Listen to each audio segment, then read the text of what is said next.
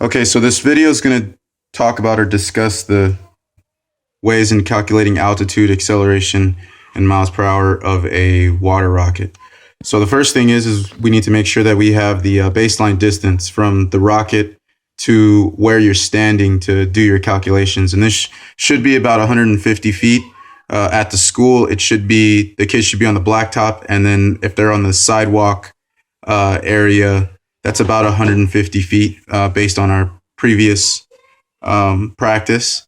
So they would write that 150 feet in the baseline distance on their worksheet. The second part of this is going to be, you're going to use the protractor to measure the angle difference as the rocket travels to its peak distance. So in the diagram you're seeing, you want this angle right here. And this is calculated when the rocket is actually off of the ground. So once they hit 3, 2, 1, they pull the string. Once that string is pulled, they use the protractor with the weighted device on it to follow the rocket up to its peak distance. Once it reaches its peak distance, they stop moving and they take a look at the protractor and this weighted measurement. And if that weighted measurement should have changed, it should go to 40 degrees or 30 degrees from 90 degrees. And that difference, 90 minus whatever it fell on, okay, will give them, that's the distance or the angle weighted of the weighted object that it landed. So that angle difference, whatever it is, whether 90 minus 40, let's say it's 50, they would then go to their tangent chart to go to the tangent table and record that measurement. Now that measurement is going to have its own value. So 50 degrees will end up being 1.1 something. They'll write that dimension as the tangent for their water rocket. And then they're going to take that number and they're going to multiply this number by 150 feet.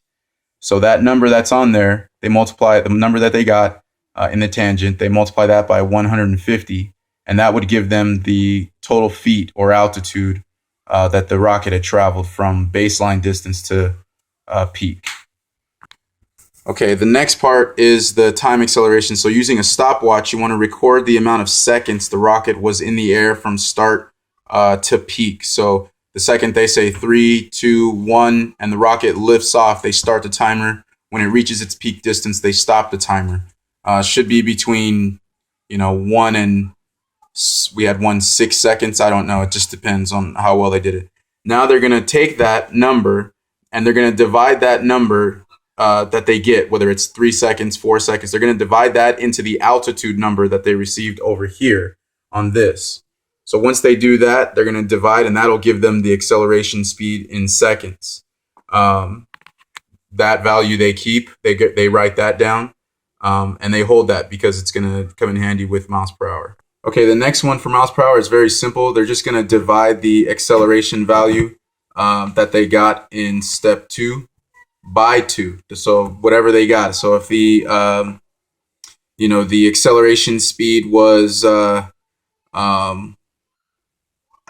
63 feet per second, then they're going to take that 63 and divide it by 2.